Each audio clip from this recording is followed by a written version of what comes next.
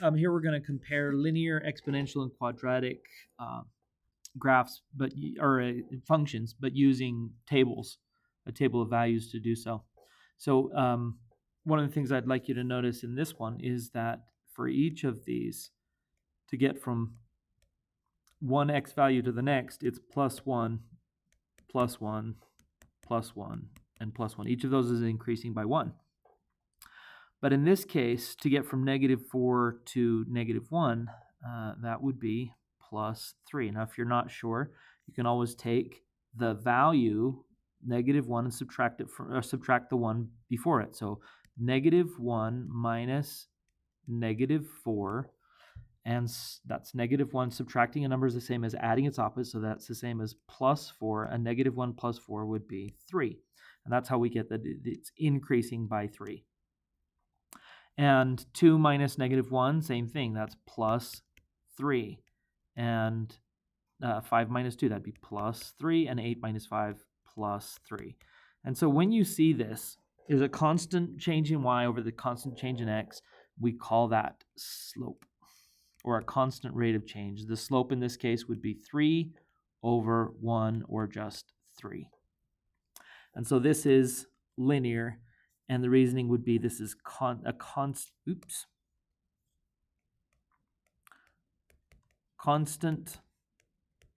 slope or rate of change. Okay. On number 4, again, I want to notice the same thing. The change in x for each one of these is plus 1. It's plus 1 to get from one to the other. But here, I look at 7, go to 0, that would be minus 7. And if I go from 0 to minus 9, that's minus 9. And to go from minus 9 to minus 20, that'd be minus 11. And then from negative 20 to negative 33, I believe that'd be minus 13. And so that's definitely not linear, because it's not the same as it was over here, where we had plus 3 and plus 1. The same thing. It's not constant. It's not a constant rate of change. But it's also not exponential, because you're not multiplying to get from 7 to 0. That would be times 0. And so they would all the rest of them would just be 0. So it's not that. But if you go to the second difference, from -7 to get to -9, that is -2. And to get from -9 to -11, that's also -2. And from -11 to -13, that's also -2. And so we would refer to this as the second difference. And for this case, it'd be -2. So this is quadratic. And our reasoning, the second difference is constant. All right. So in number 5, looks like same thing's true over here. From one to the next, that's all for all of this is plus 1. But to get from 10 to 3, 10 to 3, looks like minus 7. To get from 3 to -2, it looks like minus 5. To get from -2 to -5, -3. And to get from -5 to -6, -1. Once again, you're not sure how I come up with those numbers. Remember, you can take a number like -6 and subtract the one before it, -5. So it's -6 minus -5. You can plug that into your calculator, or you can just work through it mentally.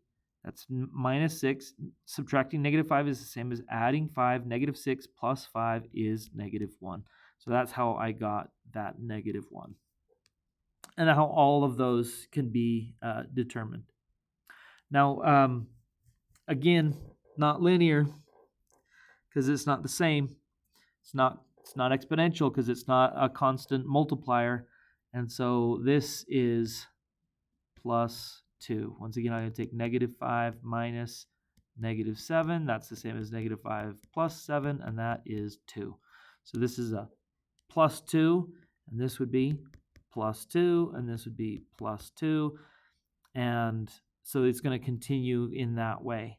That means this is quadratic. And so again, we'd say the second difference is constant.